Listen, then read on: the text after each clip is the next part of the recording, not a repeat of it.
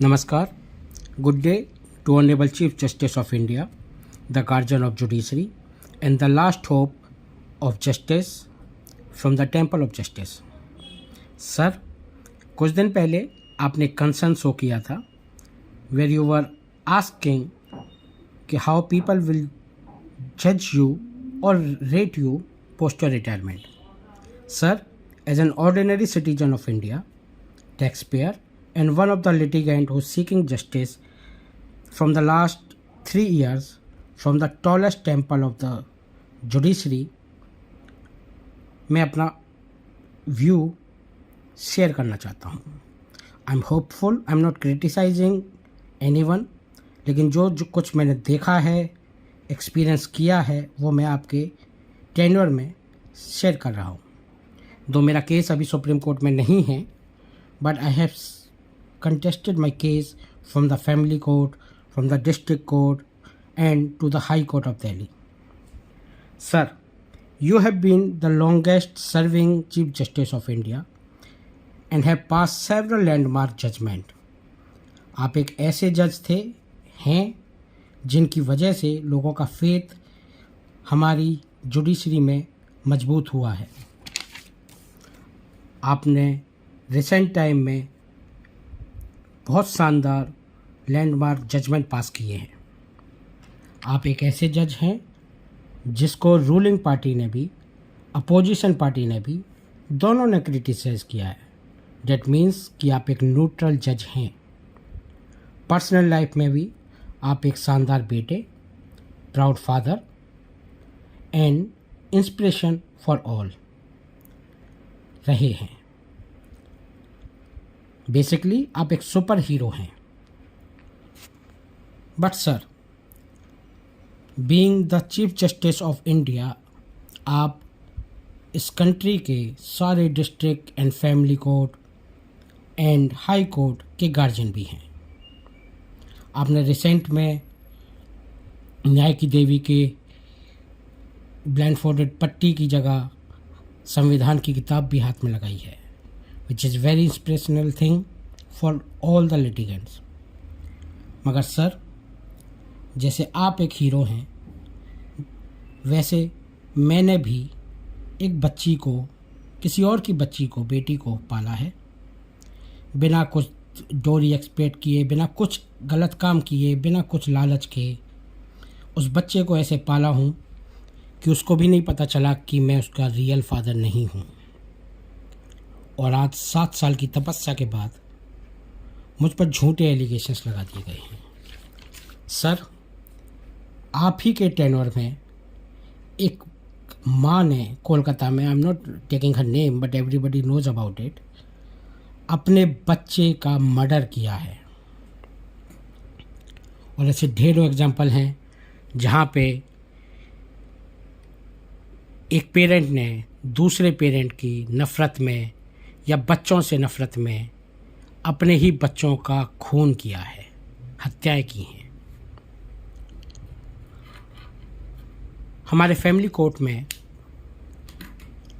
एक फादर को, एक हस्बैंड को या एक मेल को इस तरीके से ट्रीट किया जाता है जैसे ही इज़ अ क्रिमिनल. उसको ह्यूमिलेट किया जाता है. मेरा भी सेपरेशन हुआ था. एक औरत जो क्रिमिनल माइंड है, जिसका पूरा का पूरा पास्ट क्रिमिनलिटी से भरा हुआ है, जिसके माँ बाप को मैंने अपने घर रखा था क्योंकि उनके कोई बेटा नहीं था. हर तरीके से, कभी कोई मेडिकल इमरजेंसी हो या कैसा भी हो, हर तरीके से मैंने एक बेटे की तरह रोल निभाया था.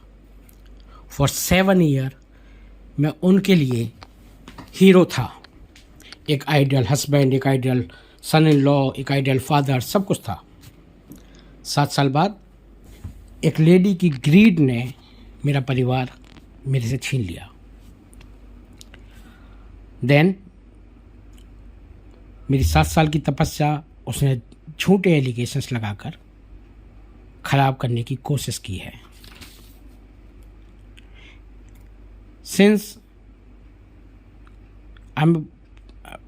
I'm brought up in a hostel, boarding school, and ordinary citizen हमने सीखा कि आपको जुडिशरी में फेथ दिखाना चाहिए ताकि आपको न्याय मिल सके, जस्टिस मिल सके।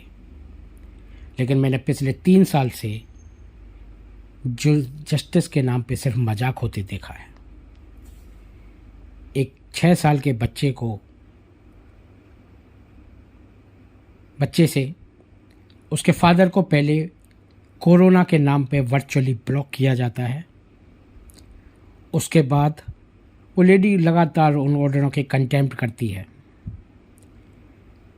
फिर एक झूठे साइकेट्रिक सर्टिफिकेट बनाई जाती है। उसके बेसिस पर फादर को पूरी तरीके से एक गेस्ट बना दिया जाता है, जिसको अलाउड है कि वो अपने बच्चे से फ़ोन पर बात कर ले हफ्ते में 2 घंटे। उस केस को लेकर मैं दिल्ली हाई कोर्ट पहुंचा। दिल्ली हाई कोर्ट ने अपने साइकेट्रिक डिपार्टमेंट से उस बच्चे के टेस्ट कराए, जो मेरे फेवर में report I. Honourable one of the justice, जो अभी रिसेंट में एक अलग स्टेट में सीजीआई बनाए गए हैं, उन्होंने पर्सनल इंटरेक्शन करके बच्चे से अपने ऑर्डर में मेंशन किया कि बच्चा ट्यूटर्ड है। हाई कोर्ट के साइकेट्रिक डिपार्टमेंट ने 3 बार काउंसलिंग करके रिपोर्ट बनाई कि बच्चे को ट्यूटर किया जा रहा है, बच्चे में नेगेटिव मेमोरीज क्रिएट की जा रही हैं against the father. Then on the basis of same मैंने अगेन फैमिली कोर्ट में जाकर अपने बच्चे की इंटरिम कस्टडी मांगी। लेकिन उन्होंने मेरे बच्चे को कोर्ट में लाके, एक ट्यूटर्ड बच्चे को, जिसमें हाई कोर्ट ने खुद लिखा हुआ था कि बच्चा ट्यूटर्ड है, उसको कोर्ट में बुलाया जाता है, उसको डराया जाता है, रुलाया जाता है, और उस बेसिस पे अगेन फादर को कस्टडी से डिनाई कर देते हैं। Again we have to follow the system. मैं दोबारा हाई कोर्ट गया। हाई कोर्ट ने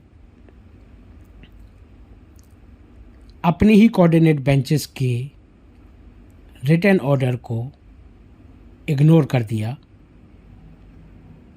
and they sought for the another psychiatric counselling of a boy, 7 और 8 ईयर ओल्ड बॉय, जिसको लगातार ट्यूटर किया जा रहा है।